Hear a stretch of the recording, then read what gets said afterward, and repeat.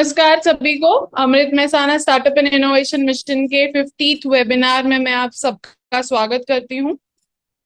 आज हमारे साथ मिस्टर पुनीत वाया हैं, जो कि अपने ड्रोन्स इंडस्ट्री के एक्सपर्ट हैं और ड्रोन्स के बारे में आज हमारे साथ चीजें शेयर करने वाले हैं। जैसा कि हमने काफी बार सुना है कि ड्रोन्स जो है डिफेंस में है और एग्रीकल्चर सेक्टर में, हर एक जगह पे हम उसके बारे में बात करते हैं, लेकिन आज हम थोड़े नए एप्लीकेशंस के बारे में बात करेंगे जिसमें हम रिन्यूएबल सेक्टर में कैसे ड्रोन्स यूज हो सकते हैं, उनके क्या एप्लीकेशंस है, उसके बारे में सर हमको आज जानकारी देने वाले हैं इस सेशन के अंदर। आपकी रिक्वेस्ट के हिसाब से हम ये सेशन को हिंदी में ही रखने वाले हैं। सर जो है वो सीईओ हैं एरोटॉर टेक्नोलॉजीज के। उसके पहले जो है सर सीईओ रह चुके हैं ड्रोन लैब्स के, जो इसको तो मुझे लगता है काफी लोग आप में से जानते हैं। तो मैं ज्यादा समय नहीं लूंगी अब और ये सेशन सर को सौंप देती हूँ। Sir, the session is over to you and thank you so much for coming. I am requesting the participants, if you guys have any questions आप बीच में चैट बॉक्स में डाल सकते हैं, लेकिन हम लास्ट के 10 मिनट्स में आपके क्वेश्चन आंसर्स का जवाब दे देंगे। So session is over to you sir.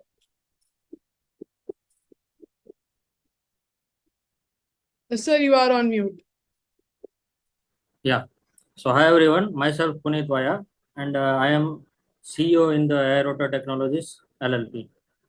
So thank you very much, ma'am, and thank you very much, Amrit Mehsana, Startup and Innovation. So thank you all for joining. So I will be turning off my video because there is some lag in internet over here. So No problem at all, sir. thank you. So I'm sharing my screen.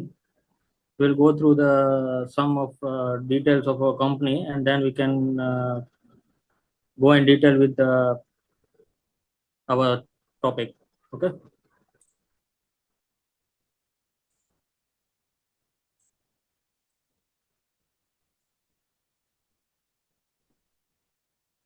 So screen is visible. Yes, sir, your screen is visible. Okay. So we are working in the drone sector since 9 years, and we have done so many projects. So we are in the four areas in drone industry. We are in five drone manufacturing, drone as a service, firefighting and delivery drones, and cleaning drones. So we'll go through the topic of 2 days, that how our drone is useful in renewable energy sector. So आपको पता रहेगा कि मतलब ये सारे जो solar के sites है, विंड टर्बाइन्स के साइट्स रहते हैं, तो उन साइट्स पे एनुअली या क्वार्टरली इंस्पेक्शंस होते रहते हैं। तो पहले की मेथड क्या थी कि वो सारे जो इंस्पेक्शंस वगैरह सब होते थे तो वो पूरे मैनुअल रहते थे। तो पर्सन खुद इक्विपमेंट कैरी करके ऑन ग्राउंड जाता था, फिर सारे मतलब टूल्स से वो इंस्पेक्ट करते थे सारी चीज़ों को। पैनल्स, अगर सोलर सोलर की बात करें तो पैनल्स को वो लोग मैन्युअली थर्मल कैमरा से जाके टर्न बाय टर्न एक एक पैनल्स को इंस्पेक्ट करके आगे आगे बढ़ते जाते थे। तो वो मतलब आप अगर आप देखोगे तो सोलर का फार्म इस टाइप से रहता है। दिख रहा है ना आपको video? Yes, sir, it's visible. या तो इतने बड़े बड़े सोलर फार्म से रहते हैं। तो ये पूरा इंस्पेक्ट अगर करने जाएगा मैन्युअली, अगर कोई एक पर्सन जा रहा है तो 8 से 10 दिन तक को ये पूरा इंस्पेक्ट करने में ही चला जाएगा। मतलब एक एक पैनल्स को गो थ्रू करेगा, फिर जाके 8-10 दिन में ये उसका डेटा कलेक्ट होगा, फिर उसको प्रोसेस करेंगे वो लोग, तो 15 दिन 20 दिन का टाइम ले लेता है पूरा। तो 15 20 दिन 20 दिन के बाद उनको पता लगता है कि कौन से पैनल्स डिफेक्टेड है, या कौन से टूट चुके हैं, या फिर कोई भी प्रॉब्लम्स है। तो ये पहले का तरीका ऐसे रहता था।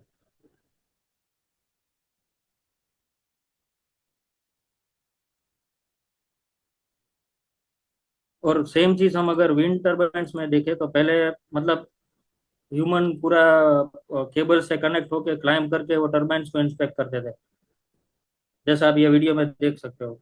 तो पूरा मैन्युअली वो लोग चाहते थे क्लाइम करके, फिर स्टेप बाय स्टेप नीचे उतर के सारी ब्लेड को वो इंस्पेक्ट करते हैं। और ऐसा करने में उनको पूरा एक दिन एक टरबाइन में ही चला जाता है। एक दिन में एक टरबाइन वो इंस्पेक्ट कर पाते हैं। कई कई बार 2 दिन भी लग जाते हैं, वेदर कंडीशंस के ऊपर डिपेंडेंट था ये पूरा।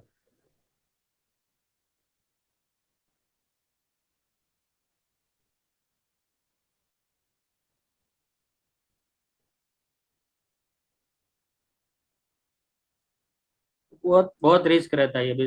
अगर इंस्पेक्शन अगर देखें मैन्युअली अगर होता है तो उसमें बहुत रिस्क रहता है ह्यूमन का, कि वो ऊपर से कुछ प्रॉब्लम हुआ, कुछ गिरा विरा तो मतलब लाइफ रिस्क में रहती है वहाँ पे।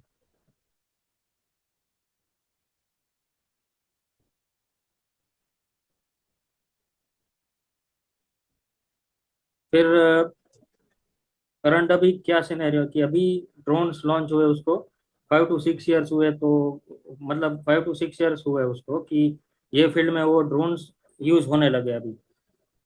तो ड्रोन्स का यूजेज इसमें इतना हेल्पफुल रहा कि मतलब अभी सारा मार्केट जो है वो मैन्युअल से जाके कन्वर्ट हो गया, अभी पूरा ड्रोन बेस्ड हो गया है इंस्पेक्शन में, अगर रिन्यूएबल सेक्टर की बात करें तो। फर्क ये पड़ रहा है कि ड्रोन से अगर हम इंस्पेक्शन करते हैं तो काफी टाइमिंग में बहुत डिफरेंस आ जाता है, रिस्क फैक्टर बिल्कुल जीरो हो जाता है।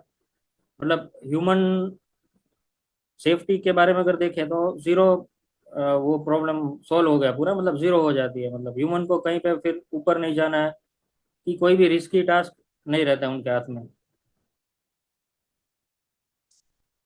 जैसे कि आप देख रहे हो ड्रोन अभी रिन्यूएबल सेक्टर में यूज हो रहे हैं, तो अभी ड्रोन में काफी सारे इनोवेशंस हो रहे हैं, काफी सारे डिफरेंट डिफरेंट टाइप्स के ड्रोन डेवलप हो रहे हैं। और काफी एआई बेस्ड ड्रोन्स भी अभी डेवलप हो रहे हैं।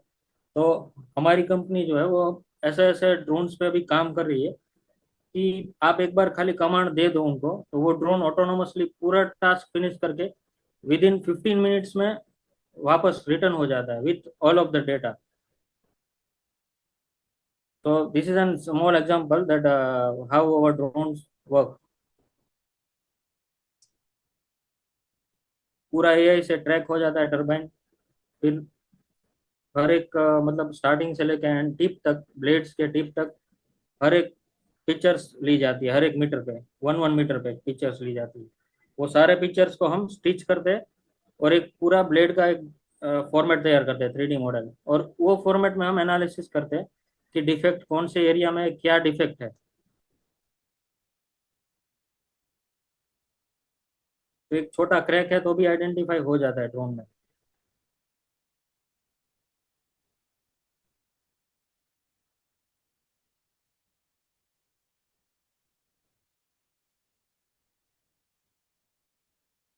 जैसे टिप में इरोजन है, इरोजन वगैरह कुछ रहेगा, या फिर लाइटनिंग का इश्यू रहता है। टर्बाइंस में हमेशा ये प्रॉब्लम रहता है कि लाइटनिंग के टाइम उस पर गिरती है तो वहाँ पे होल्स हो जाते हैं, या फिर ब्लेड पे वो बड़ा डैमेजेस भी कर जाते हैं, क्रैक्स, बड़े क्रैक्स हो जाते हैं। ये सारे इश्यूज रहते हैं। तो सारी चीज़ें अभी ड्रोन से हम कर रहे हैं, तो वो बहुत ही मतलब ऑटोनोमस और बहुत ईजीएस्ट वे में हो जाता है।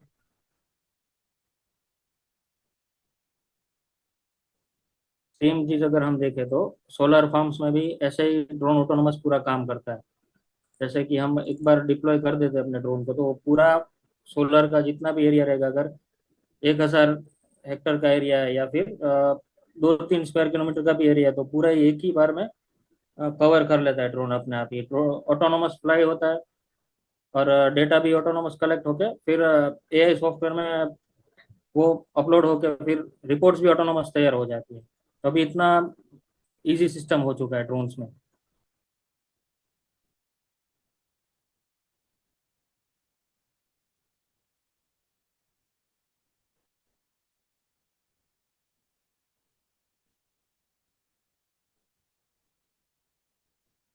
जैसे कि आप देख रहे हो ये वीडियो में भी हम पोल एनालिसिस कर रहे हैं। तो पोल एनालिसिस में ये जो जंपर्स रहते हैं, कंडक्टर्स और जंपर्स रहते हैं, तो इनके बीच में अगर कोई भी मतलब डिफेक्ट है या थर्मल कैमरा से अगर हम काम कर रहे हैं तो थर्मल कैमरा में टेम्परेचर डिफरेंस तुरंत ही हमको आइडिया आ जाता है, मतलब ऑन स्क्रीन ही दिख जाता है टेम्परेचर डिफरेंस। ये यहाँ पर टेम्परेचर अगर 50 है और नॉर्मल टेम्परेचर 30, 32, 31, 35 तक रहता है, तो अगर वहाँ पे हाई टेम्परेचर आ रहा है तो उसके पीछे कोई रीज़न है कि वो डिफेक्टिव है, वो आइटम वो जो माउंट किया हुआ है वहाँ पे कुछ डिफेक्ट है। तो वैसे उसके बेसिस पे रिपोर्ट्स बनते हैं, टेम्परेचर डिफरेंस भी एनालाइज होते हैं। और अगर इसमें आरजीबी इंस्पेक्शन भी रहता है पोल में, जैसे कि ये आप फोटो देखो तो इसमें आपको पता लगेगा कि यहाँ पे एक थर्मल इमेज है, सेम इमेज आरजीबी रहती है। अगर फिजिकल डिफेक्ट भी कुछ रहा टावर में, अगर टावर है तो इसमें स्क्रूज वगैरह थोड़े थोड़े टाइम में इरोजन हो जाते हैं, टूट के गिर जाते हैं फिर, तो वो सारी डिफेक्ट्स आरजीबी में एनालाइज हो जाती है, मतलब कलर विजुअल्स रहते हैं उसमें एनालाइज हो जाती है। तो उसके बेसिस पे भी हम रिपोर्ट्स बनाते हैं कि लूज नट बोल्ट है, या फिर स्क्रू मिसिंग है, बोल्ट मिसिंग है, या कंडक्टर्स डैमेज्ड है, इंसुलेटर्स डैमेज है, जो भी डिफेक्ट्स रहते हैं, different different types of defect, 10 to 15 different type of defects रहते हैं। तो वो सब एनालाइज होके हम रिपोर्ट में दे देते हैं। मैं आपको रिपोर्ट का भी एक फॉर्मेट दिखाऊंगा।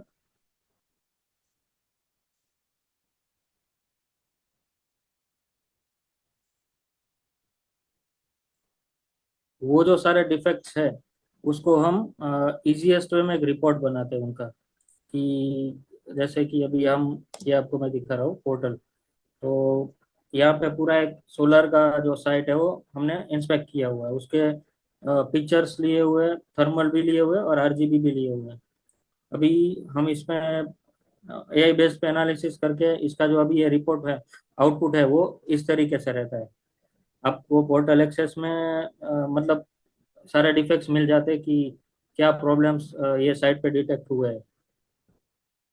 तो ये पूरा ही अभी फॉर्मेट जो है वो इजीएस्ट वे में आ चुका है कि मतलब हर एक, पहले तो क्या रहता था कि इंस्पेक्ट करके फिर रिपोर्ट्स बना के, मेन प्रॉब्लम तो वहां पे आता था कि रिपोर्ट तो बना लिए चलो, फिर वो रिपोर्ट को एनालिसिस करने के बाद डिफेक्ट जो फाइंड आउट हुआ है तो वो डिफेक्ट लोकेशन है क्या, मतलब डिफेक्ट का लोकेशन मालूम करने में बहुत टाइम निकल जाता था।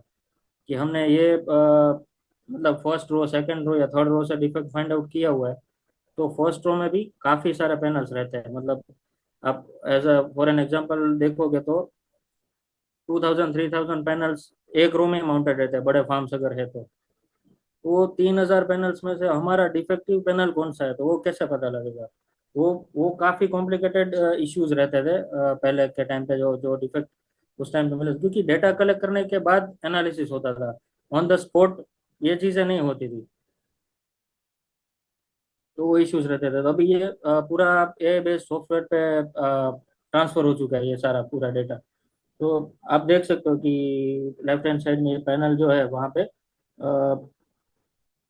पैनल्स का जो ये है अपना जो इंस्पेक्शन किया हुआ है साइट, उसका नेम दिया हुआ है, फिर टाइप्स ऑफ डिफेक्ट्स दिए हुए हैं, हॉटस्पॉट है, शॉर्ट सर्किट है, ओपन सर्किट, पैनल फेलियर, या फिर पीआईडी, जो भी डिफेक्ट्स रहते हैं वो सारे इसमें मेंशन किए हुए रहेंगे।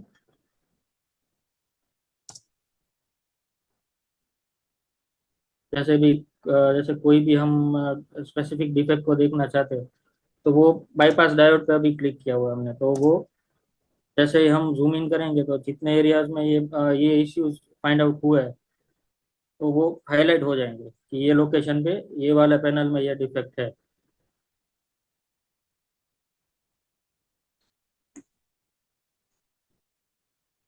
Same multiple multi cell hotspot का जो रहता है इश्यू, उसको भी आइडेंटिफाई करके विथ लोकेशन माउंट किया हुआ, मतलब विथ लोकेशन डेटा प्रोवाइड कर रहे हैं हम अपने कस्टमर्स को, तो उनके लिए काफ़ी इजी हो जाता है। विथ टेम्परेचर डिफरेंस उनके लिए काफ़ी डिफेक्ट को फाइंड आउट करना भी इजी हो गया है, और इंस्टेंट रिपेयर्स हो जाते हैं अभी। पहले तो डिफेक्ट फाइंड आउट होते थे, फिर डिफेक्ट को ढूंढना पड़ता था कौन सा पैनल में है, फिर उसके ऊपर काम होता था कि इसको मतलब डिफेक्ट को आइडेंटिफाई करते थे किस टाइप का डिफेक्ट है, और फिर बाद में रिपेयरिंग का काम स्टार्ट हो गया। अभी तो इंस्टेंटली सारा काम हो जा रहा है with the help of drones.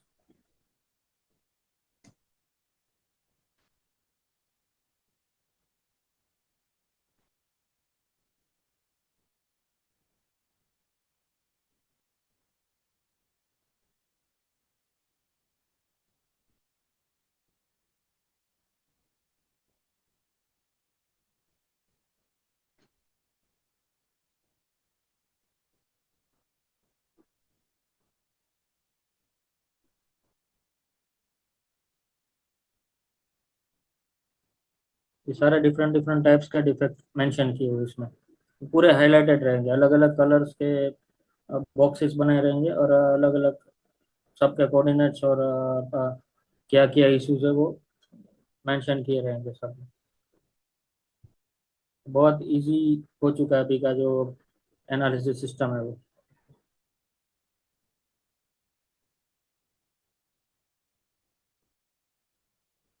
तो ड्रोन्स भी काफ़ी अलग अलग कैटेगरीज के काम करते हैं ये फील्ड में। तो क्वाड कॉप्टर रहता है, हेक्साकॉप्टर रहता है, फिर ऑक्टाकॉप्टर रहेगा।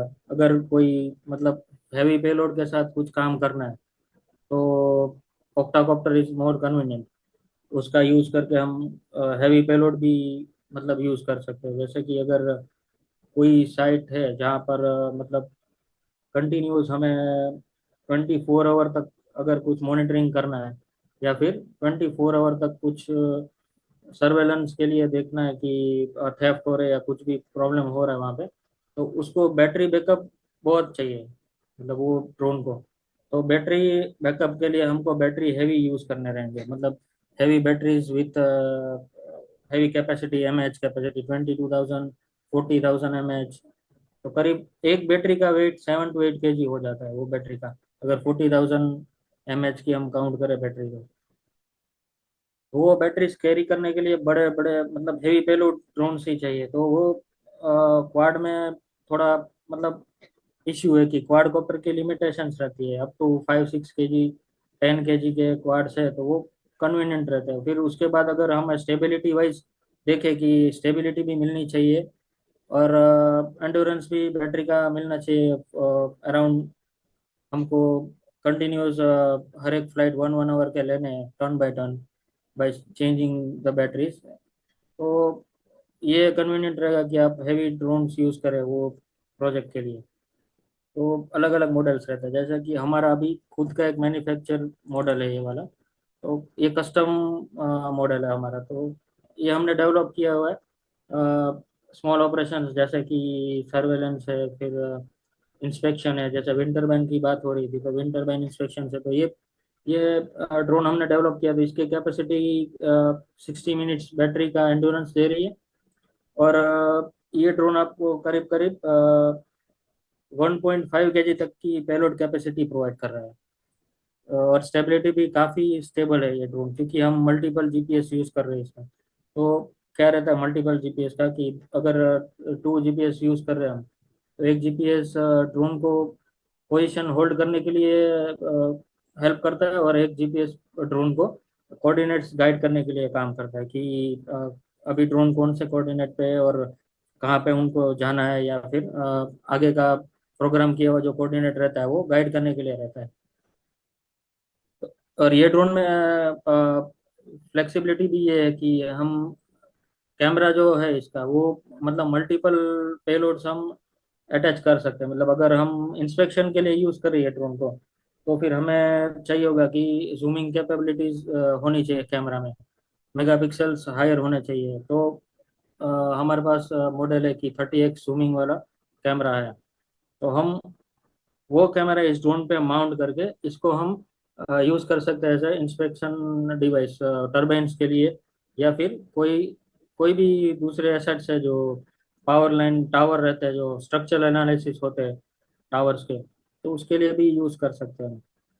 उसमें क्या रहेगा, अगर पावर लाइन का कर रहे हैं तो हमको डिस्टेंस मेंटेन करना होता है पावर लाइन से, कि अप टू 5 to 6 मीटर दूर रहना चाहिए ड्रोन लाइन से, ताकि कोई भी मतलब अट्रैक्शन ना हो पाए, मैग्नेटिक इंटरफेरेंस ना हो पाए लाइन से। तो क्रैश होने के चांसेस कम हो जाते हैं ड्रोन्स के।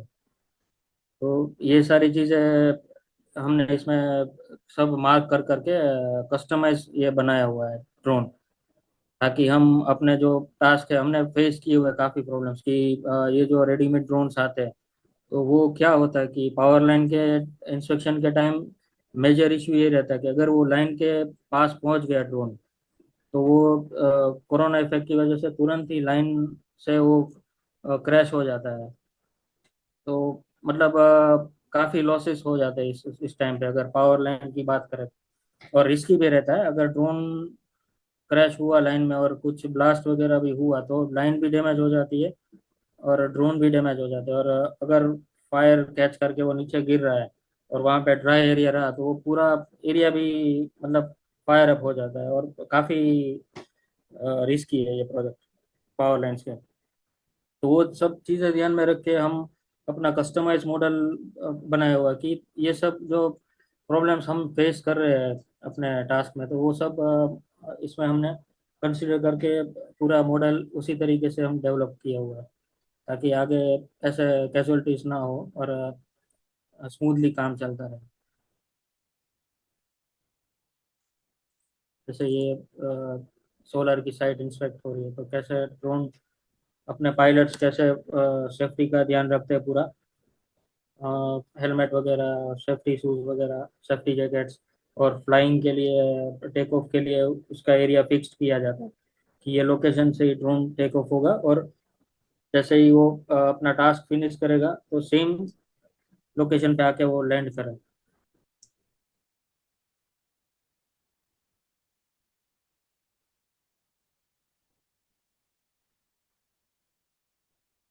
ये इस तरीके से पूरा फार्म पे काम करता है। तो पैनल्स के ऊपर से पास होता है ड्रोन, कैप्चर इमेज कैप्चर करते जाता है और टेम्परेचर कैप्चर करते जाता है हर एक स्पॉट्स और पैनल का।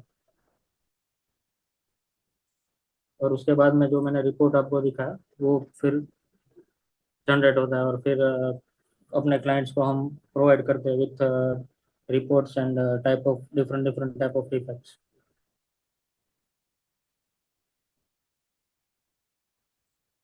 पर currently our team is working in a surveillance project also। तो वहाँ पे क्या है कि सर्वेलेंस में क्या अभी हो रहा है प्रॉब्लम कि अगर कोई भी साइट, सोलर की अगर साइट हम बात करें तो वो साइट जब कंस्ट्रक्शन उसका साइट का चल रहा है, सोलर सोलर साइट में पैनल्स का इंस्टॉलेशन चल रहा है तो ड्यूरिंग दैट टाइम ये पूरा जो साइट का जो ओनरशिप रहता है वो ओनर के अंडर रहता है। फिर ओनर जाके वो ऑपरेशन एंड मेंटेनेंस टीम को हैंड ओवर करता है कि अभी से आपको इसका ऑपरेशन एंड मेंटेनेंस हैंडल करना है। तो उतने टाइम तक ये पूरा जो चीज़ है वो क्लाइंट के हाथ में रहता है, इंस्टॉलेशन पीरियड जो पूरा रहता है वो। तो ड्यूरिंग दैट टाइम काफ़ी लोकेशंस पे कंप्लेन आते हैं कि हमारे साइट पे चोरी हो रही है। लोग केबल कट कर करके, क्योंकि केबल्स बहुत कॉस्टली रहते हैं इनके पैनल्स के जो साथ माउंटेड रहते हो तो वो काफ़ी इश्यूज रहते हैं, केबल्स कट करके ले जाते हैं, पैनल्स डैमेज कर जाते हैं, पैनल्स भी चोरी हो रहा है काफ़ी लोकेशन पे। तो वो सब का ध्यान रखने के लिए भी कुछ ना कुछ ऐसे ही सिस्टम चाहिए थी कस्टमर्स को कि कुछ ऐसा हो कि जो मतलब ओवरऑल नाइट पे चलता रहे, हमारा मॉनिटरिंग साइट का करता रहे और ये थेफ्ट्स नहीं हो हमारे वहाँ पे, क्योंकि काफ़ी बड़े बड़े अमाउंट्स रहते हैं ये सब चीज़ों में। तो मतलब मिनिमम काउंट करो तो एक एक चोरी उनको 2-3 लाख 3 लाख 4 लाख की पड़ती है। अगर एक दिन भी चोरी होती है तो 4-5 लाख मिनिमम लॉस होता है उनको। तो वो हैंडल करने के लिए भी हमारी टीम डिप्लॉयड है। तो वो पूरी नाइट साइट पे जाके अपने ड्रोन्स के through night vision camera thermal camera से वो मॉनिटरिंग करती है कि कौन से लोकेशन पे कुछ एबनॉर्मलिटी दिखती है, वहाँ पे मूवमेंट दिखती है तो वो लोग तुरंत ही सिक्योरिटी टीम को रिपोर्ट करते हैं और वहाँ पे एक्शन लिया जाता है सारा। तो वो काम जो है वो मैं थोड़े सैंपल से वीडियो में आपको दिखाता हूँ वो कैसे ऑपरेशन होता है वो।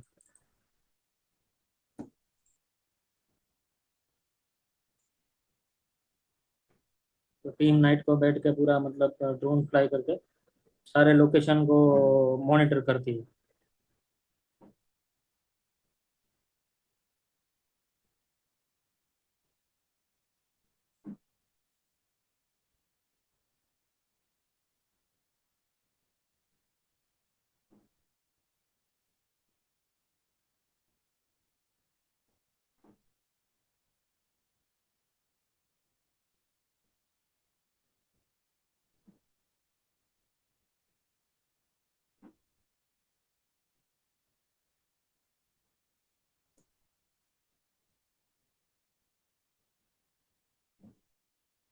तो ये स्क्रीन्स में आप देख सकते हो ड्रोन्स फ्लाई हो रहे हैं, और पूरी साइट विजुअली, मतलब नाइट कैमरा जो है, नाइट विजन वाले कैमरा, तो उससे मॉनिटरिंग होती है पूरा।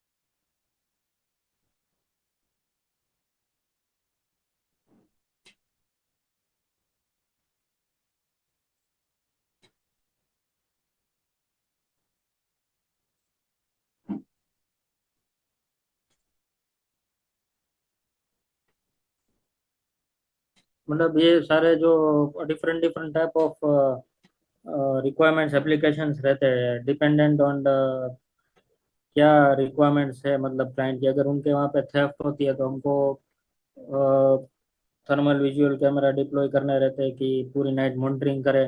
और मीन्स अगर स्टार्ट नाइट को 7 o'clock हो रहा है तो मॉर्निंग 7 o'clock तक फ्लाई होता है ये ड्रोन। तो उनके मतलब उस हिसाब से पूरे प्रिपरेशंस रहते हैं, सॉफ्टवेयर डेवलप होते हैं कि ये पूरा जो मॉनिटरिंग हो रहा है।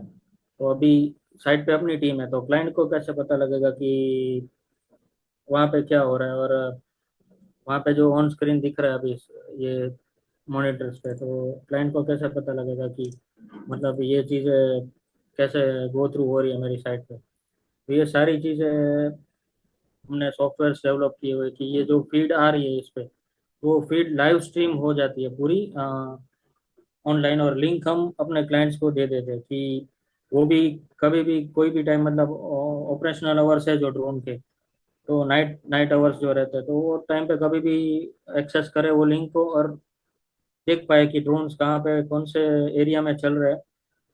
और अगर कुछ रिपोर्टिंग हुआ टीम की ओर से कि यहाँ पे कुछ डिटेक्ट हुआ है मूवमेंट की, कोई अननोन पर्सन जा रहा है या फिर अननोन पर्सन की कोई मूवमेंट आ रही है, तो वो सीधा जो रिपोर्ट करेंगे सिक्योरिटी टीम को, तो वो टाइम पे भी क्लाइंट अब इंस्टेंटली चेक कर पाएगा अपने लाइव फीड के एक्सेस में कि कहाँ पर ये मूवमेंट क्या हो रही है, और कौन वहाँ पे मतलब चल रहा है, या फिर कोई भी मूवमेंट हो रही है, तो वो आराम से वो अपने घर पे बैठ के या फिर ऑफिस में बैठ के देख पाएगा। तो लाइव स्ट्रीमिंग भी एक बहुत बेटर ऑप्शन है कि हम कोई भी लोकेशन से मतलब देख पाएंगे कि क्या चीज़ें अपनी ड्रोन पे क्या चीज़ें हो रही है। और currently we are working on a drone which uses 5G network. तो it's 90% ready right now, and we are just testing that. तो हमारे ट्रायल्स चल रहे हैं वो ड्रोन पे। तो वो ड्रोन हमने इसीलिए डेवलप किए हुए है कि अगर अभी टीम डिप्लॉय की हुई है हमने, अगर कोई लोकेशन ऐसा है कि वहाँ पे टीम हम नहीं भेज सकते, कि कोई ऐसा रिस्ट्रिक्टेड एरिया है जहाँ पे ह्यूमंस ट्रैवल नहीं कर सकते, जैसे कोई जंगल एरिया या फिर नाइट सर्वेलेंस ऐसे लोकेशन पे हो रहा है जहाँ पे इलीगल एक्टिविटीज हो रही है। तो हमारी गवर्नमेंट के साथ ये भी काम पिछले रह चुके हैं कि हमने इलीगल लिकर्स जो बन रहे हैं वो आइडेंटिफाई करने में हम उनके साथ हेल्प कर रहे थे कि हमारे ड्रोन्स के थ्रू वो एरियाज एनालाइज करे फ्लाई करके, और कहीं पे अगर ऐसा इलीगल एक्टिविटीज हो रही है, लिकर बन रहा है या फिर कुछ भी ऐसा चीज़ें हो रही है, तो ड्रोन से डिटेक्ट करे और लोकेशन रिपोर्ट करे कि कोऑर्डिनेट्स ये कोऑर्डिनेट्स पे ये एक्टिविटी हो रही है, तो वो तुरंत ही एक्शन ले पाए। वहां जाके फोर्स है, पुलिस फोर्स है, वो तुरंत ही एक्सेस ले कि वहां पे जाके उनको स्टॉप करे या फिर डिस्ट्रॉय कर दे वो जो भी ऑब्जेक्ट वहां पे इलीगल बन रहा है। तो ये सारे काम भी हम कर चुके हैं गवर्नमेंट के साथ। तो ये है कि काफी यूजफुल है ये सब चीजों में ड्रोन।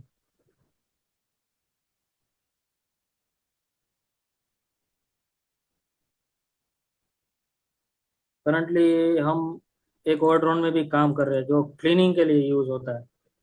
ये जस्ट ट्रायल वीडियो है हमारा कि हमने ड्रोन डेवलप करके फिर उसके ऊपर ट्रायल ले रहे हैं हम। जेट स्प्रे सिस्टम दिया हुआ है ड्रोन में, जो नीचे से पाइप आप देख रहे हो वीडियो में, पाइप के थ्रू पानी को ऊपर फोर्सफुली भेज रहा है और वहां पे स्प्रेइंग हो रहा है ऊपर। तो ये चीज हम डेवलप इसलिए कर रहे हैं कि काफी ऐसे ऐसे एसेट्स जो है, मतलब एज एन एग्जांपल टरबाइन को ही ले ले। टरबाइन है, फिर multi storey buildings 20 floor, 30 floor, 40 floor की रहती है। तो उसमें जो एक्सटर्नल क्लीनिंग रहता है वो बहुत ही कॉम्प्लिकेटेड रहता है, वो पूरा मतलब रिस्की टास्क है। तो ह्यूमन को रोप पे पूरा मतलब सारे अरेंजमेंट्स करके अपने सेफ्टी मेजरमेंट्स लेके रोप पे जाके पूरा क्लीनिंग करना पड़ता है। तो ह्यूमन सेफ्टी इसमें थोड़ी मतलब रिस्क पर रहती है कि ह्यूमन जा रहे हैं तो फिर रिस्क तो है ही।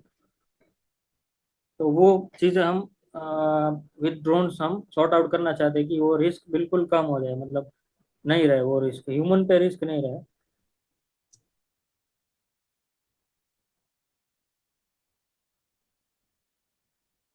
ये ड्रोन का भी ट्रायल चल रहा है हमारा, तो within next 2-3 months will get with some output with this drone, and हम लॉन्च भी करेंगे इसको।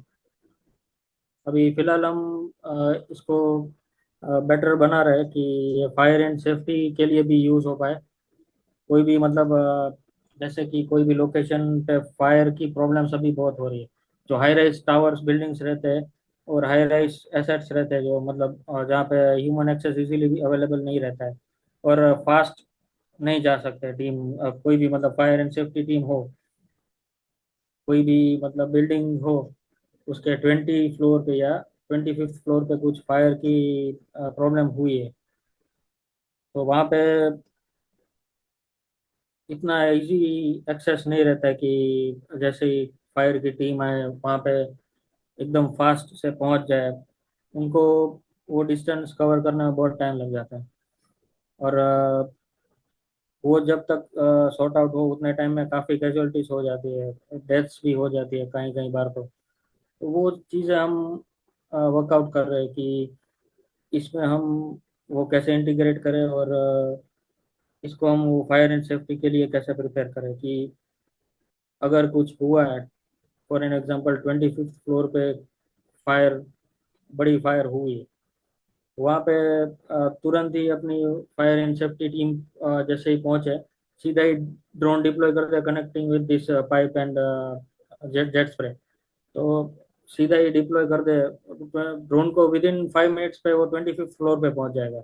उसको इतना टाइम नहीं लगेगा ट्रैवल करने में कि 15 मिनट, 20 मिनट या हाफ एन आवर चला जाए उतना रीच होने में।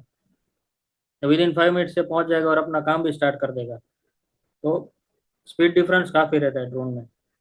सेम चीज़ हम, मैंने जैसे आपको बताई कि टरबाइन का जो काम होता है, तो टरबाइन में जैसे कि ये ह्यूमन से जो डिफेक्ट एनालिसिस होते हैं, तो उनका टाइम ये रहता है कि पर डे 1 टरबाइन या फिर मैक्स टू मैक्स 2 टरबाइन। अगर बहुत ही मतलब वेदर कंडीशन ठीक रही और अर्ली मॉर्निंग से स्टार्ट किया और प्रॉपर सब विंड कंडीशंस वगैरह सब प्रॉपर चल रहे तो हो पाते, बाकी नहीं हो पाते। तो उनका जो टाइम कंजप्शन है वही सेम टाइम में अगर ड्रोन से हम काम कर रहे हैं, तो ये अगर एक टरबाइन कर रहा है तो drone 6 to 7 turbines per day को एनालाइज कर सकता है।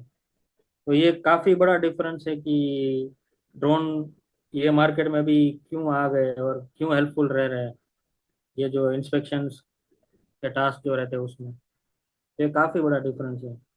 और मेजर डिफरेंस भी है कि अ, अगर कोई भी टरबाइन है तो उनको अगर स्टॉप किया जाता है, जितना टाइम इंस्पेक्शन हो रहा है उतना टाइम तक अगर स्टॉप किया जाता है तो काफी एनर्जी लॉस होता है क्लाइंट को।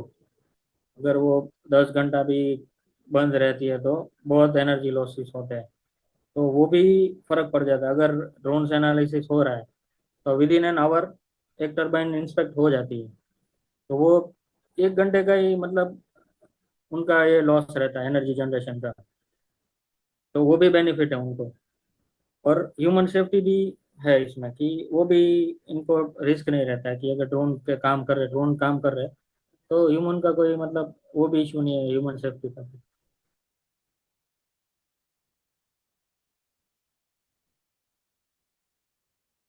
और जैसे कि ये फायर एंड सेफ्टी की हम बात कर रहे थे, तो वहाँ पे अभी ऑटोनोमस ड्रोन्स डेवलप कर रहे हैं हम, तो उसमें ये सारी चीज़ें इंटीग्रेट हो रही है कि अगर कोई फायर हुई है तो वहाँ पे कोई ह्यूमन अंदर फंसा हुआ है या फिर कुछ भी, मतलब ह्यूमन या फिर कोई इम्पोर्टेंट लोकेशन पे कोई फंसा हुआ है, तो अपना जो ड्रोन रहेगा उनके अंदर ऐसे ऐसे सेंसर्स माउंट किए रहेंगे कि वो फायर में डिटेक्ट कर पाए कि जो फील्ड है फायर का, वहाँ पे कोई लोकेशन पे अगर ह्यूमन है तो वो डिफरेंशिएट कर पाए कि यहाँ पे ह्यूमन फंसा हुआ है और यहाँ पे एक्सट्रीम फायर हो रही है। तो वो सेंसर जो है वो गाइड करेंगे ड्रोन्स को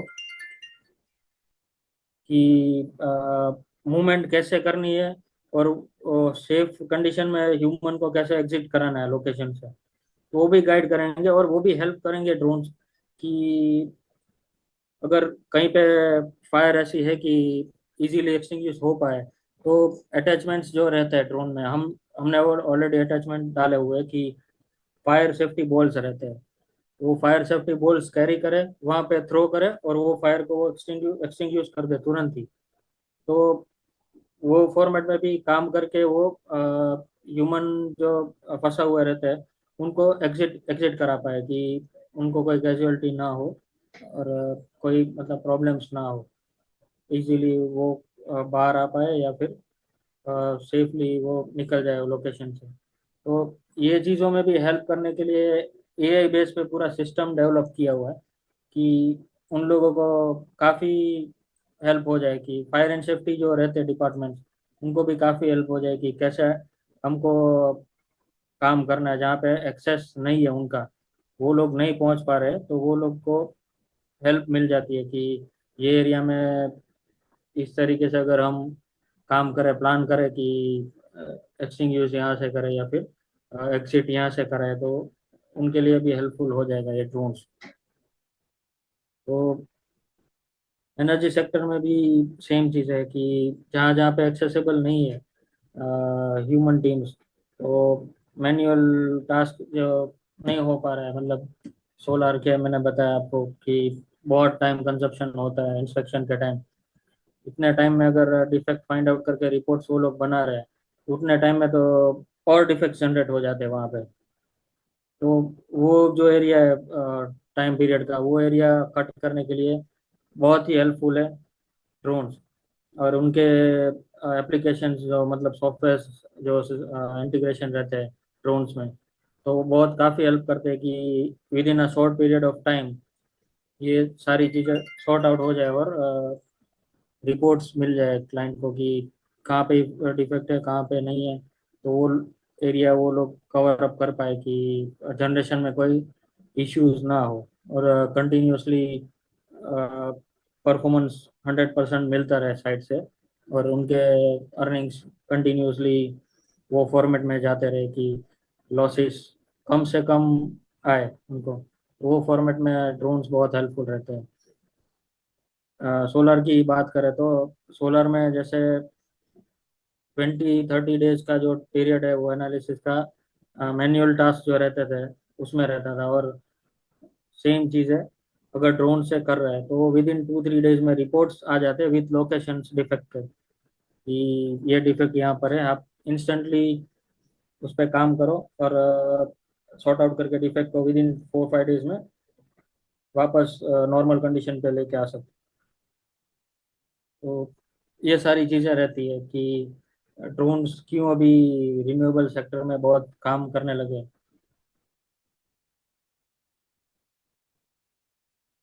सो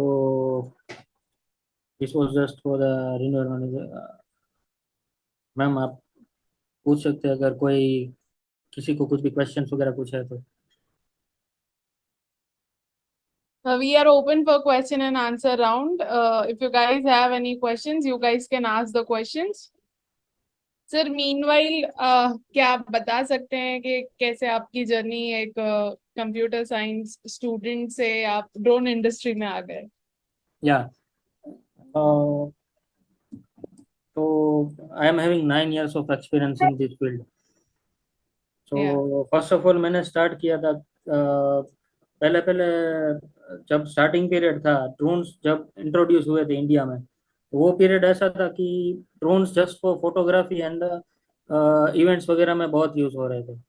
तो ये इंडस्ट्री नॉन थी ही नहीं, जो एनर्जी सेक्टर है, फिर सर्वे सर्वे सेक्टर है, जो अभी गवर्नमेंट सर्वेस हो रहे हैं, एग्रीकल्चर सेक्टर है। तो ये सारी चीज़ें इंट्रोड्यूस हुई ही नहीं थी उस टाइम पे कि ड्रोन से ये सब टास्क भी होते हैं।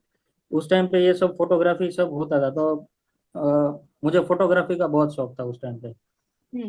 तो काफ़ी different different types of cameras मैं यूज़ कर चुका हूँ। उस टाइम पे ये जब ड्रोन की बात सुनी तो मैंने ट्राई किया कि ये ड्रोन से कैसी फोटोग्राफी हम बेटर कर फोटोग्राफी कर पाएंगे, कि एंगल्स ड्रोन से काफ़ी काफ़ी डिफरेंट एंगल्स मिलते हैं, काफ़ी डिफरेंट लोकेशंस पे रीच कर पाते हैं जहाँ पे हम एक्सेसिबल नहीं है। तो वो सारी चीज़ें से मैंने स्टार्ट किया था। फिर धीरे धीरे मैं इंट्रोड्यूस हुआ ये मार्केट में कि मैंने गुजरात पुलिस में काम किया हुआ है, मतलब उनके साथ काम किया हुआ है। तो वहां से ये कैचअप किया मैंने कि ये फील्ड में बहुत ज़रूरत है ये चीज़ की।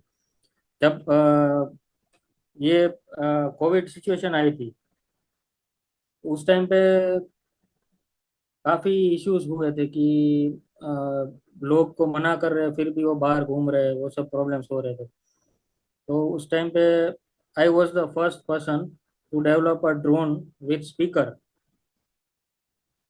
तो जो गुजरात में स्पीकर ड्रोन लॉन्च हुए थे, वो पहला मॉडल मैंने बनाया हुआ था। तो उस टाइम पे काफ़ी अच्छा रिस्पॉन्स रहा गवर्नमेंट की तरफ से कि ये चीज़ बहुत हेल्पफुल रहेंगी हमको। और हर एक एरिया में जाके वो फिर ड्रोन फ्लाई कर करके अनाउंसमेंट कर रहे थे। और लोग काफ़ी डर भी रहे थे कि ये अगर ड्रोन से फोटोग्राफ वगैरह लेके हमको कोई पेनल्टीज वगैरह दे देंगे तो हमको बहुत इश्यूज आएंगे। तो वो चीज़ें बहुत हेल्पफुल रही थी ड्रोन की, कि अनाउंसमेंट हो रहे थे लोगों को, मतलब टेक्नोलॉजी से भी इंट्रोड्यूस किया था कि ये टेक्नोलॉजी काफ़ी मतलब एडवांस है, कि हमको अगर बाहर घूम रहे पुलिस रोड पे हमारे सामने नहीं है तो भी ऊपर से देख रही है हमको। तो धीरे धीरे करके मैं शिफ्ट हुआ ये कॉमर्शियल फील्ड में।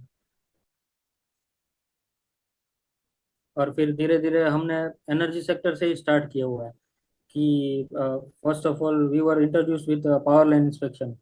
तो पावर लाइन्स पे काफ़ी प्रॉब्लम्स रहते थे। अगर ह्यूमन से वो पावर लाइन इंस्पेक्ट कर रहे थे तो बहुत टाइम तक वो लोग, मतलब पावर लाइन का आइडिया रहेगा हर किसी को कि वो अंदर अंदर से जाती है। अगर हम देखें ओवरऑल तो हम ट्रैवल करते हैं जब हाईवेज पे, तो power line nearest to highway और अंदर अंदर से मतलब फार्म्स से होके होके जाती है वो पावर लाइन। तो एक्सेसिबिलिटी जो है ह्यूमन की चलने की, तो वो वहाँ पे नहीं रहती थी। तो वो लोग काफ़ी इश्यूज फेस कर रहे थे उस टाइम पे कि अगर हम जा नहीं पा रहे तो वहाँ पे इंस्पेक्ट करेंगे कैसे फिर।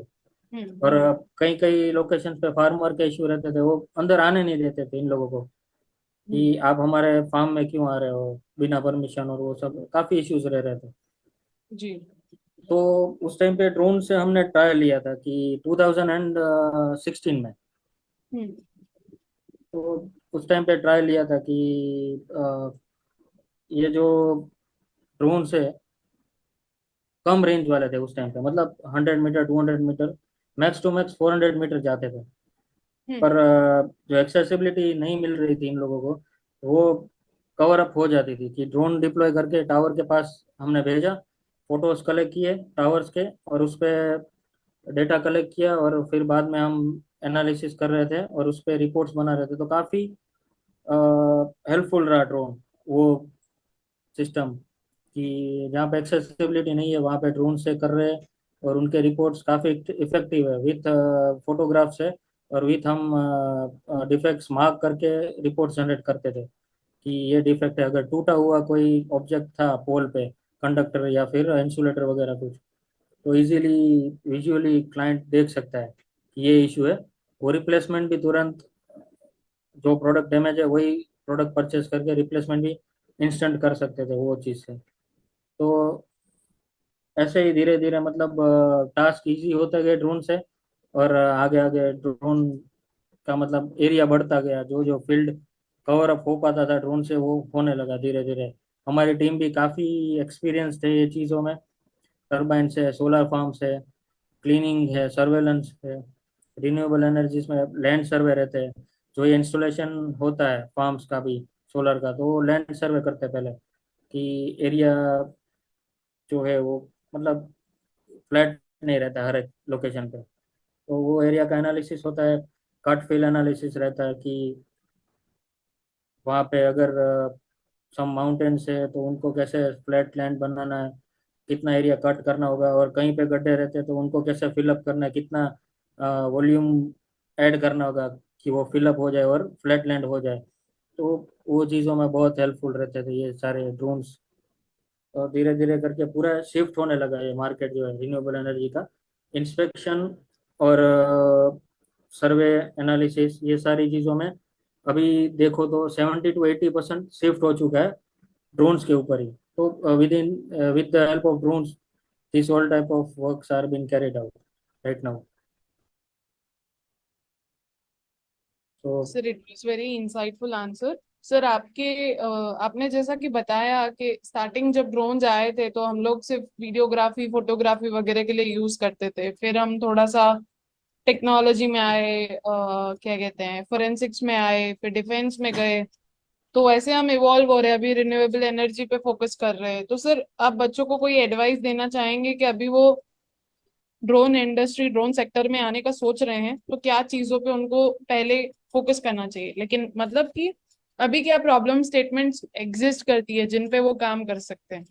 या तो अभी जो प्रॉब्लम्स फेस हो रहे हैं वो क्या हो रहे हैं कि अभी जो टास्क हो रहे हैं वो ड्रोन से हो रहे हैं, लेकिन अभी भी मार्केट में ऐसे ड्रोन्स नहीं है जो मतलब पूरा ही ऑटोनोमस सिस्टम है कि ऑटोनोमस फ्लाई होता है, ऑटोनोमस डेटा कलेक्ट होता है, ऑटोनोमसली रिपोर्टिंग भी हो जाती है। अभी 100% मतलब something 10-20% of the market is working like this कि वो एआई पे अभी काम कर रहे हैं। तो 80% मार्केट अभी भी ब्लैंक है ये चीज़ में कि वो पायलट्स डिप्लॉय कर रहे हैं, पायलट्स मैन्युअली पूरा टास्क कर रहे हैं ड्रोन से भी, और डेटा कलेक्ट कर रहे हैं, डेटा को फिर ऑफिस में जाके सबमिट कर रहे हैं, ऑफिस से फिर एनालिसिस पे प्रोसेस होता है वो डेटा, और फिर रिपोर्ट जनरेट होती है।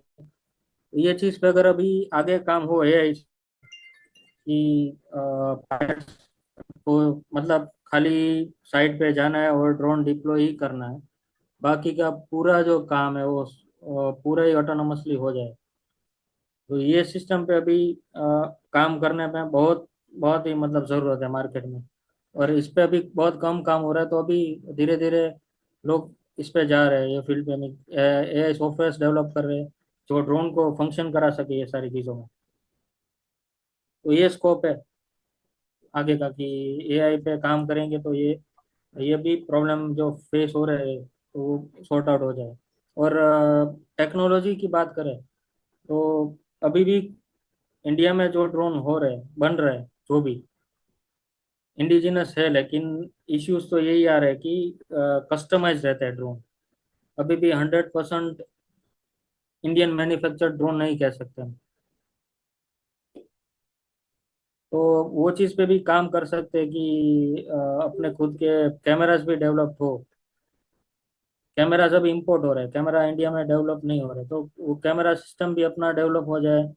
और फ्लाइट कंट्रोलर जो रहते हैं ड्रोन जो जिस पे काम करता है कंट्रोल करता है ड्रोन को, तो वो भी इंडियन मेड हो। और अभी 5G का तो मैंने आपको बात किया, तो वो डेवलपमेंट हम खुद ही कर रहे हैं।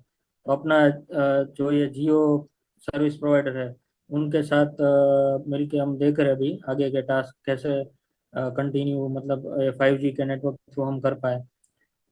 जियो है, एयरटेल है, ये दोनों के साथ अभी हमारी मीटिंग्स चल रही है। तो ड्रोन ऑलरेडी हमारे पास अभी बिल्डअप हो चुका है 5G नेटवर्क वाला। तो ये तो एक चीज़ है कि अगर नेटवर्क पे ड्रोन काम करने लगा तो विजुअल लाइन ऑफ साइट का और beyond visual visual line of site का जो इशू है वो नेटवर्क से सॉर्ट आउट हो जाएगा। अगर डिलीवरी ड्रोन्स की बात करें तो काफ़ी डिलीवरी ड्रोन्स की भी मार्केट में डिमांड अभी आ रही है। तो वो चीज़ में अगर डिलीवरी ड्रोन्स की बात करें तो डिलीवरी ड्रोन्स में रेंज की लिमिटेशंस बहुत इफेक्ट करती है। कि अगर कोई भी ड्रोन डेवलप किया है तो max to max 10 to 15 kilometre तक ही वो ट्रैवल कर पाता है, विजुअल लाइन ऑफ साइट की बात करें तो। और आरसी रिमोट कंट्रोल और ड्रोन के बीच में मतलब minimum travel distance is 7 to and maximum 15 kilometre का रहता है।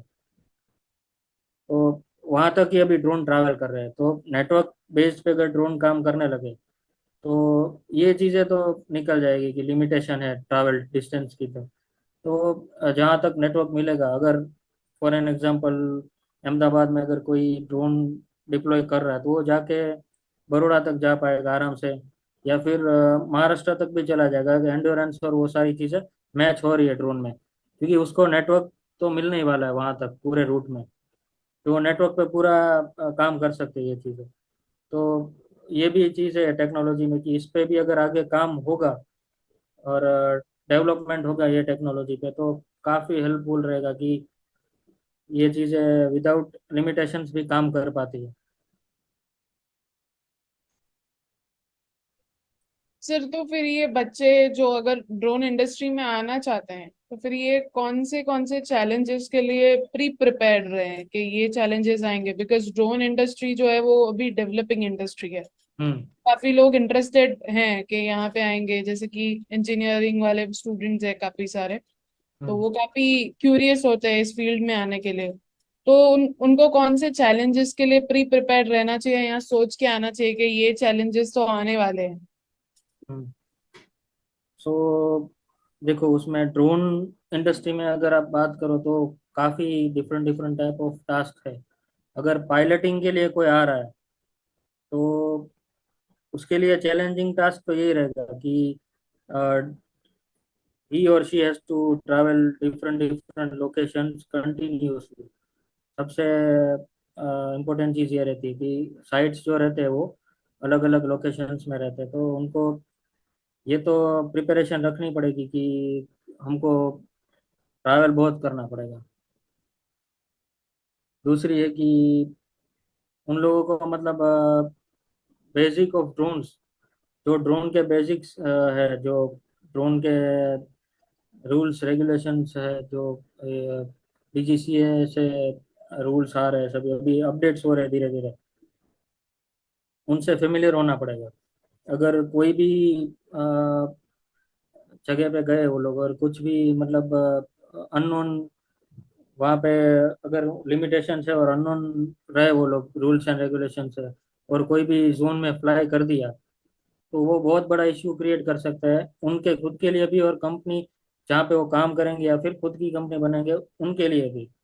तो first of all they have to go through the Indian rules and regulations. अगर वो इंडियन जोन में फ्लाई कर रहे हैं तो एविएशन के जो भी रूल्स है वो फॉलो करने रहेंगे उनको। कि there are some limitations right now that we can fly up to 120 meter only, उससे ऊपर हम नहीं फ्लाई कर सकते इंडियन जोन में। और जोन्स भी सेपरेटेड किए हुए हैं, रेड जोन है, yellow zone and green zone. तो उनके भी अलग अलग फ्लाइंग लिमिटेशंस है। रेड जोन है तो दैट एरियाज आर नॉन फ्लाइबल, वहाँ पे ड्रोन फ्लाई नहीं कर सकते कोई भी। तो काफ़ी टाइम पे न्यूज़ में भी आपने देखा रहेगा कि कोई पॉलिटिकल लीडर्स कहीं पे अगर जा रहे आ रहे, वो पूरा ही जोन है तो उसको रेड जोन बना दे रहे ड्रोन के लिए। और न्यूज़ में भी अनाउंसमेंट हो जाते हैं कि up to this date to this date this area is in red zone, जो no drone should be flied in this area, ऐसा अनाउंसमेंट्स भी आ जा रहे हैं अभी करंटली। तो red zones are non flyable. फिर आती है येलो जोन की बात। तो येलो जोन्स फ्लाइबल है, लेकिन there there is limitation, up to 60 meter fly कर सकते हैं drone. Drones cannot be deployed और फ्लाइड ओवर 60 मीटर। तो वो फिर रूल के मतलब रूल में नहीं है वो चीज़ है। तो इट कैन बी मतलब आप गलत चीज़ें करोगे तो फिर वो भी आपको प्रॉब्लम क्रिएट कर सकते, इश्यूज बन सकते हैं कि आपको लीगल अथॉरिटीज से नोटिफिकेशन आए, या फिर इंटीमेशन आ जाए कि आपने ये गलत चीज़ें की हुई है, तो आपका ड्रोन फिर वो लोग टेक ओवर कर लेंगे, या फिर कुछ भी हो सकता है वो साइड वो टाइम पे। फिर आती है ग्रीन जोन की बात। तो ग्रीन जोन में we are allowed to fly, but 120 meter is the max limit. तो वहां तक ही हम फ्लाई कर सकते हैं। तो ये सब बेसिक रूल्स है जो उनको गो थ्रू करने पड़ेंगे। अगर वो इंडस्ट्री में आ रहे हैं तो उससे सबसे प्रायोरिटी पे तो ये रूल्स ही लेने पड़ेंगे। पहले रूल्स पे वो गो थ्रू करेंगे तो उनको आइडिया आएगा कि आगे काम कैसे करना है और कहाँ कहाँ पे करना है। और we have access to fly in green zone, but we have to take permissions from local authorities. Green zone में भी हम फ्लाई अगर कर रहे हैं ना, फिर भी हमको परमिशन तो लेनी रहती है, कि इन्फॉर्म करना रहता है नियरेस्ट पुलिस स्टेशन या फिर अथॉरिटी को, कि यहाँ पे ये लोकेशन पे हम within this date to this date time हमको मेंशन करना रहता है कि ये टाइम पे फ्लाई करेंगे और इतने टाइम तक करेंगे। और मतलब एक अगर कोई भी टेंटेटिव डेट दी हुई हमने कि 21 नवंबर से 23 नवंबर तक हम करने वाले हैं, तो वही जोन उसके पास रहता है कि ये 3 दिन में उनको काम खत्म करना है। वरना फिर उनको अप्रूवल जो मिलती है वो फिर रिन्यू करानी होगी। और अभी ड्रोन्स के जो ट्रेनिंग सेंटर्स है, तो वो लोग भी गाइड कर रहे हैं ये सब रूल्स एंड रेगुलेशंस पे, कि आपको क्या करना है क्या नहीं करना है। तो first of all you need to take trainings from that institute, कि drone, what is drone, and what are the formalities that we have to be keep in our mind to fly the drone। ये सारी चीजें रहती है उनको ध्यान में रखने की। बाकी हर टास्क के लिए अलग अलग सेफ्टी टर्म्स रहते हैं। अगर एनालिसिस करने जा रहे हैं कोई भी रिन्यूएबल एनर्जी साइट्स का, तो वहाँ पे सेफ्टी टर्म्स उनके फिक्स्ड है कि उनको सेफ्टी हेलमेट्स पहनने हैं, सेफ्टी शूज पहनने हैं। तो ये सारी चीज़ें हैं चैलेंजिंग, जो उनको मतलब अगर एक भी मिस्टेक रहेगा तो काफ़ी कंपनी के साथ अभी हमारे जो क्लाइंट्स है वो काफ़ी बड़ी बड़ी कंपनी से, जो फॉर एन एग्जांपल रिलायंस है, अडानी है, सुजलोन है। तो ये सारी कंपनीज के मतलब इतने रिस्ट्रिक्टेड जोन्स रहते हैं कि अगर कोई भी मिस्टेक कर रहा है तो वो अलाउ नहीं करेंगे नेक्स्ट टाइम, हम उनको चांस नहीं देंगे कि नेक्स्ट टाइम हम उनके साथ काम करें। तो ये सबसे इम्पोर्टेंट चीज़ है कि आप उनके सेफ्टी के जो टर्म्स है वो फॉलो करो। मैं चाहूंगी कि स्टूडेंट्स जो है वो ड्रोन इंडस्ट्री में आने के पहले, जैसा कि सर ने कहा, वो मिनिस्ट्री ऑफ एविएशन के गाइडलाइंस को पढ़ें। साथ ही साथ ये सारे प्रिकॉशंस का ध्यान रखें कि आप कौन से जोन में फ्लाई कर रहे हैं, जैसा सर ने बताया, रेड, येलो और ग्रीन। उसके साथ साथ आपको वहाँ के एरिया में आपको परमिशंस लेने पड़ेंगे। आप जिनके साथ काम कर रहे हैं उनके साथ आपको रेपुटेशन बिल्डअप रखना है, ताकि वो आगे भी आपके साथ काम करते रहे। इसके पहले तो आपको ड्रोन इंडस्ट्री में आने के लिए काफी रिसर्च करना पड़ेगा। जैसा कि सर ने बताया कि जो एग्जिस्टिंग प्रॉब्लम्स है, आप कौन सी प्रॉब्लम पे काम करना चाहते हैं, वो आइडेंटिफाई आपको करनी पड़ेगी। तो सर काफी इंसाइटफुल सेशन रहा ये। मुझे लगता है कि बच्चे जो भी इंटरेस्टेड हैं, जो भी ड्रोन इंडस्ट्री में आना चाहते हैं और क्यूरियस है ये फील्ड को लेकर, वो बच्चों को काफी फायदा मिलेगा इस सेशन से। और हम ये सेशन को अपलोड भी करने वाले यूट्यूब पे, तो और भी बहुत सारे बच्चों को फायदा मिलने वाला है ये सारी चीजों को जानकर। Thank you so much sir for providing this session. And मैं सभी स्टूडेंट्स को रिक्वेस्ट करना चाहूंगी कि अगर आपको कोई क्वेरीज बची है तो प्लीज आप हमको ईमेल करिए amritmehsana@gmail.com के ऊपर। साथ ही साथ हम फेसबुक, इंस्टाग्राम पे अभी काफी एक्टिव है, आप हमको वहां पर भी मैसेज ड्रॉप कर सकते हैं। और कोई पेटेंट रिलेटेड इश्यूज है या कोई भी प्रॉब्लम है तो प्लीज आप आ जाइए यहाँ पर कलेक्टर ऑफिस में, हम आपके सारे इश्यूज का सोल्यूशन लाएंगे। So thank you so much, everyone. Thank you so much, sir, for coming for the session. And thank you, everyone, for being a very lovely audience. Thank you very much. Yeah, we will see See you you all. tomorrow. Yeah, at 4 p.m. sharp here on Zoom. Have a nice day.